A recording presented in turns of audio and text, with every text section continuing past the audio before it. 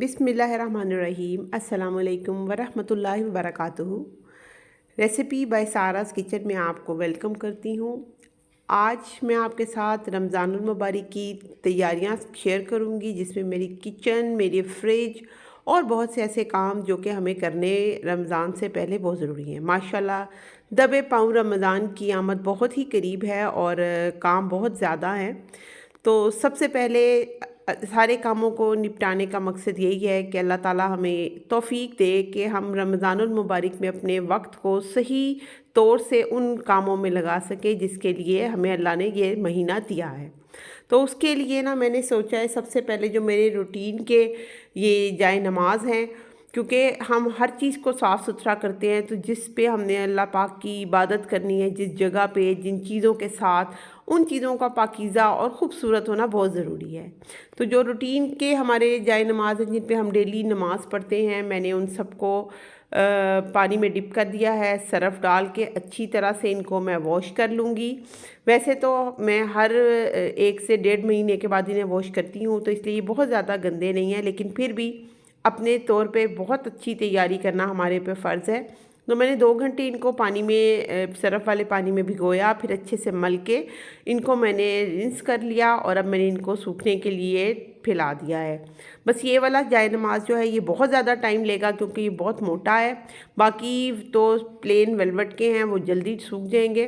तो ये बहुत ज़्यादा इम्पोर्टेंट है कि हम अपने प्रेयर मैट्स को जो है ना वो नीट एंड क्लीन, पाकीज़ा और साफ़ सुथरा रखें। इसके साथ साथ ये है कि रमज़ान चूँकि जब आता है तो अपने साथ बहुत सारे मेहमानों को भी अपने घर में हमें मद्दू करना पड़ता है, और फिर हमें 1 से 2 नहीं, बहुत सारे जाए नमाज की ज़रूरत होती है, क्योंकि माशाल्लाह हर किसी की ये ख्वाहिश होती है कि वो नमाज को प्रॉपर वक्त के ऊपर अदा करे। तो ऐसे में मर्द हज़रात तो चले जाते हैं मस्जिद में, लेकिन ख़वातीन जो हैं वो अफ्तारियों के बाद घर में ही नमाज़ पढ़ती हैं। तो बहुत सारे जाए नमाज जो है ना उनकी ज़रूरत होती है। तो मेरी ये आदत है कि मैं हर रमज़ान में ना नए जाए नमाज जो है ना वो ज़रूर निकालती हूँ। ये मेरे पास कुछ जाए नमाज हैं जो बिल्कुल 1 से 2 दफ़ा इस्तेमाल हुए हुए हैं। तो मैंने इनको सिर्फ़ रमज़ान के लिए रखा हुआ है कि मैं सिर्फ़ इसको रमज़ान में ऑर्गेनाइज़ करती हूँ।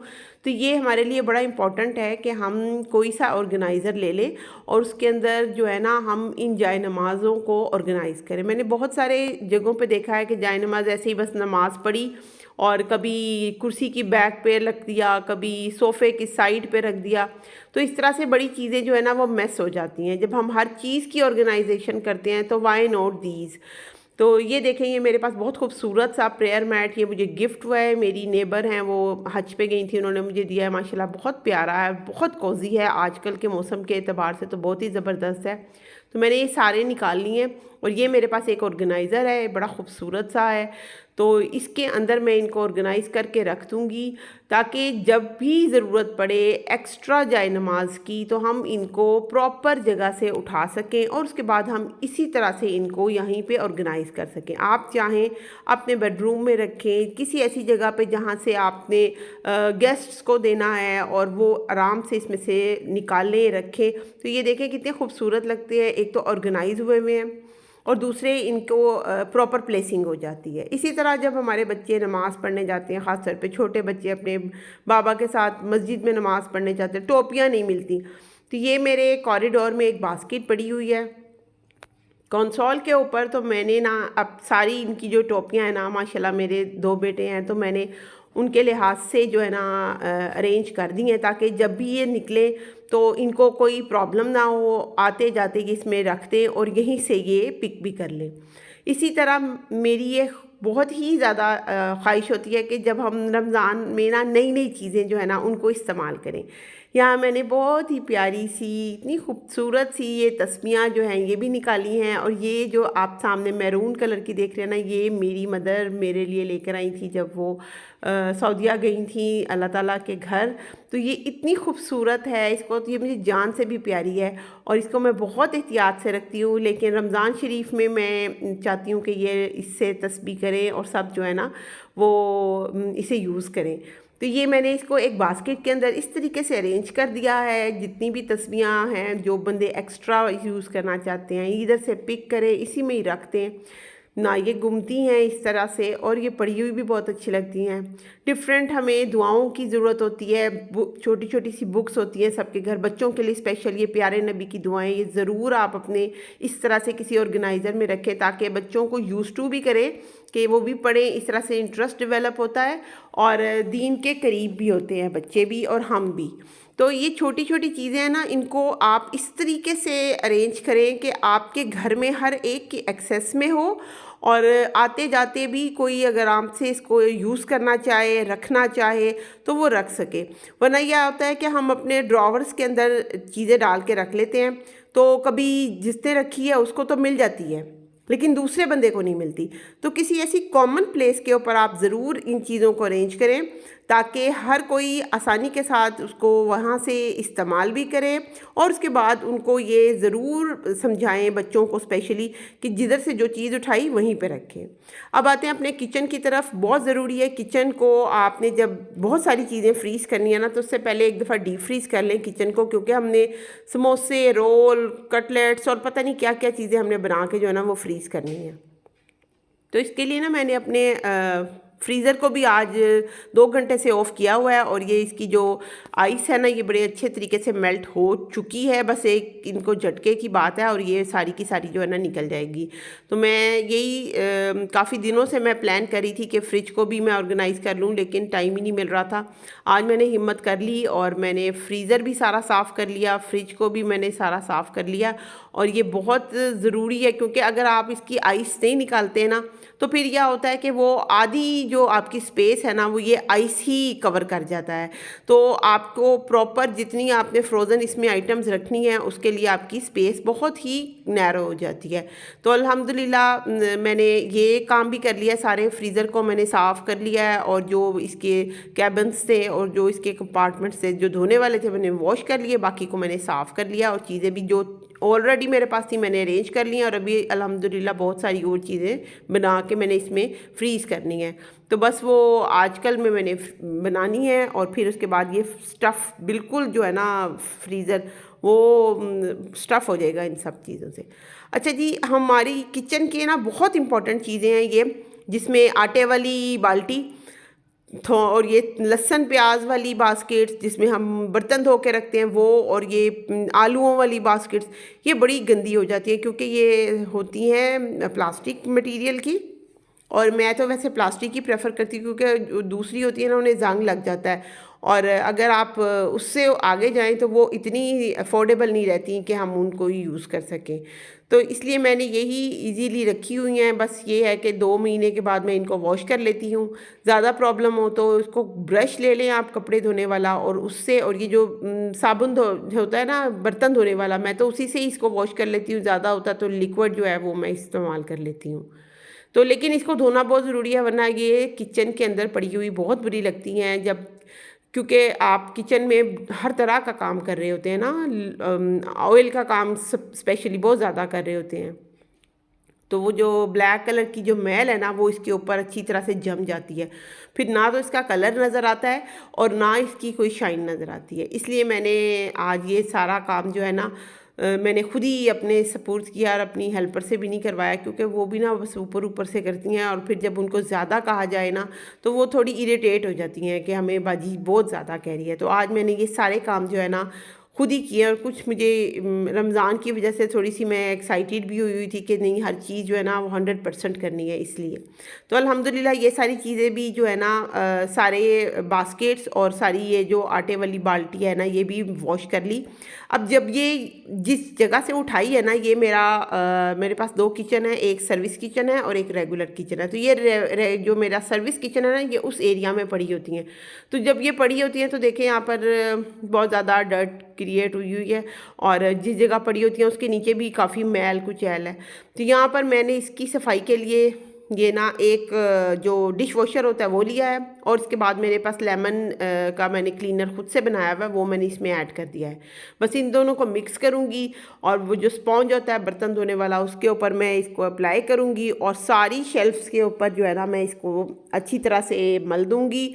इससे ये है कि जो ये सारी डर्ट और इसके ऊपर मैल अच्छी तरह से जमी हुई है ना, ये चिकनाई है बेसिकली जो डर्टी किचन में काम आपको पता होता है, तो उसकी वजह से बहुत ज़्यादा जो है ऑयल, वो ग्रीस टाइप चीज़ जो है ना वो जम जाती है। तो ये मैंने इस सारे को इसके ऊपर अप्लाई कर लिया है और इसके बाद मैं इसको पानी से जो है ना वॉश कर दूँगी। पीछे वाली जो टाइल्स हैं उनके ऊपर भी अप्लाई कर दिया है, अपने काउंटर्स पे भी। ये पानी के साथ जब हम धोएंगे तो ये बिल्कुल नीट एंड क्लीन हो जाएगा। और जो है ना, मैं कपड़ा नहीं इस्तेमाल करी यहाँ पर, मैं वाइप आउट करूँगी, ताकि क्योंकि बहुत ज़्यादा डर्ट थी तो मैंने इसमें पानी खुला डाल के वाइप आउट किया है। और यहाँ का जो चूल्हा है ना, ये कुकिंग रेंज, ये भी बहुत ज़्यादा पुराना है मेरा, माशाल्लाह ये मेरी शादी का है। तो उसके बावजूद ये मैं इसको बहुत ज़्यादा एहतियात से रखती हूँ। देखें अभी भी बिल्कुल अच्छा और बिल्कुल A1 कंडीशन में है। तो ये सब चीज़ें रखती हैं। देखें मेरी अम्मी अल्लाह बख्शे उनको कहती थी कि कंध नूं भी पोचा दो तो वो भी चंगी लगती है, और हकीकत है। इसी तरह से यहाँ मेरा रेगुलर किचन था, तो ये मैंने साथ ही रेगुलर किचन की भी सफाई आज ही स्टार्ट कर दी है, क्योंकि बहुत कम टाइम रह गया है। वैसे तो मैं बहुत जल्दी कर देती होती हूँ, लेकिन इस दफ़ा बहुत सारे और काम भी थे, मेरे बच्चों के एग्ज़ाम्स चल रहे थे, तो मैं काफ़ी लेट हो गई। तो इसकी टाइल्स इतनी गंदी नहीं होती, क्योंकि एक तो इसमें मैं बहुत ज़्यादा अवॉइड करती हूँ ऑयल का काम, और मैं खाना भी इसमें नहीं बनाती। मैं बस हल्की फुल्की चीज़ें जिनसे स्मोक बस उठता है और ऑयल नहीं ना निकलता, वो मैं चीज़ें यहाँ बनाती हूँ। तो इवन कि मैं अपनी रेसिपीज़ का भी काम ज़्यादातर अपने सर्विस किचन में ही करती हूँ। तो यहाँ पर इसको भी मैंने अच्छी तरह से वही क्लीनर अप्लाई कर लिया है चूल्हे के ऊपर भी, और ये जो बैक पे इसकी जो ये टाइल्स हैं उनके ऊपर भी मैं यही सारा जो स्पॉन्ज से ये लगा कर, इनके अंदर जो पीछे मोटिव्स हैं ना, इनके अंदर गंद काफ़ी ज़रा फंस जाता है। बस इसको ज़रा साफ़ करने की ज़रूरत पड़ती है, बाकी इतना को ख़ास नहीं, वो जल्दी से हो जाता है। इसको सारे को मैं जो है ना अच्छी तरह से साफ़ कर लिया है। और ये बहुत ज़रूरी होता है, क्योंकि अगर हम ये टाइमली नहीं ना इसको साफ़ करेंगे तो जो ये ऐसा गंद जम जाता है कि फिर आप उसको रगड़ रगड़ के भी साफ़ करें ना तो वो इतना अच्छा से साफ़ नहीं होता। और वैसे भी जो चीज़ रोज़ाना और रेगुलरली उसकी सफाई हो ना, वही अच्छी रहती है। हर चीज़ एहतियात मांगती है, हर चीज़ टाइम मांगती है। जिस तरह हमारे अपना आप है, हमारे बच्चे, हमारा घर, हर चीज़ टाइम मांगती है। तो एक होम मेकर का काम यही होता है कि वो हर चीज़ को एक्यूरेटली उसके टाइम के ऊपर करे और हर चीज़ को जो ना वो डन रखे। अल्हम्दुलिल्लाह हम अपने काम को बहुत अच्छे से कर रहे हैं। ये मैंने हाथ के ऊपर ना एक स्वेटर का बाजू काट लिया है और उसको मैंने चढ़ा लिया। इस तरह से ये होता है कि वो हिलता भी नहीं है, और मैं उसको जो है ना वो करी जा रही हूँ, बड़ा अच्छे से वो साफ़ हो जाता है। और ये चूल्हे के ऊपर भी मैंने वही क्लीनर अप्लाई किया, और ये तो बहुत साफ़ हो जाता है इससे, माशाल्लाह बिल्कुल नीट एंड क्लीन। माशाल्लाह ये देखें कितना चमक उठता है इससे। और ये क्लीनर आप मेरी रेसिपी देख लीजिएगा, इसकी मैंने बहुत पहले इसकी रेसिपी शेयर की हुई है आप लोगों के साथ। ये अपनी काउंटर्स के ऊपर भी आप अप्लाई करें, काउंटर्स की जो शाइन है ना वो बहाल हो जाती है। बहुत खूबसूरत इससे काउंटर्स जो है ना चमक उठते हैं, और वैसे भी ये जो कीड़े मकोड़े हैं वो फिर काउंटर्स के ऊपर आते ही नहीं हैं। मेरे किचन में कोई मक्खी, कोई जो है ना कीड़े मकोड़े नहीं आते, इसलिए कि मैं रेगुलर बेसिस के ऊपर इसी क्लीनर के साथ जो है ना सफाई करती हूँ। और माशाल्लाह काउंटर्स बहुत ज़्यादा शाइनी है। तो ये सारा किचन का काम कर लिया है। और जिस तरह हमने अपनी इन चीज़ों को साफ़ कर लेना है, इससे क्या, एक तो हमारे हेल्थ बेनिफिट होगा और हाइजीन प्रॉब्लम नहीं होगी। दूसरा ये कि जब हम रमज़ान आएगा ना, तो रमज़ान में इन कामों पे हमारा टाइम जो है वो वेस्ट नहीं होगा। इट्स वेरी नेसेसरी कि हम आज ही अपने टाइम को इन्वेस्ट करें इन सब चीज़ों पे। तो अल्हम्दुलिल्लाह देखें कितना नीट एंड क्लीन मेरा किचन जो है वो हो गया है माशाल्लाह। ये बहुत ही कम टाइम में मैंने किया है, लेकिन माशाल्लाह सारे काउंटर्स मैंने साफ़ कर लिए हैं। कबर्ड्स में पहले ही साफ़ कर चुकी थी, और जो पैनल्स हैं उन पे भी मैंने यही क्लीनर अप्लाई किया है। ऑल्दो मेरे पैनल सारे मैट हैं, इसके बावजूद ये बहुत अच्छे से साफ़ हो गए हैं और बहुत ही जो है ना शाइन कर रहे हैं। तो आप भी बस इसी तरह से अपनी रमज़ान की तैयारियां कर लें टाइमली, क्योंकि रमज़ान हमारी सफाइयों के लिए नहीं है, रमज़ान है हमारी अल्लाह की इबादत के लिए। और उसका हक अदा ना हुआ तो फिर कुछ भी हक नहीं अदा हो सकेगा। सबसे इम्पोर्टेंट है अल्लाह की ज़ात, उसके दिए गए मामलात जो हमने निभाने हैं, वो फ़राइज़ जो हमारे सपुर्द कर दिए गए हैं, और हमें उनको बेहसन तरीके के साथ निभाना है। तो अल्लाह ताला हम सबको तौफीक दे, रमज़ान की बरकतों से पूरा पूरा फ़ायदा उठाएं, पूरी पूरी इबादत को हम उससे भी ज़्यादा दिलजमी के साथ करें। तो आपने अपनी दुआओं में मुझे बहुत याद रखना है, रमज़ान में भी और आम तौर पे भी हमेशा। इंशाअल्लाह ताला आपके लिए यूं ही अच्छी वीडियोस लेके आती रहूँगी। Keep supporting me, keep watching recipe by Sara's kitchen. अपना ढेरों ढेर बहुत सा ख्याल रखिएगा। मुझे दें इजाज़त बहुत से प्यार और बहुत ही दुआओं के साथ। अल्लाह हाफिज़।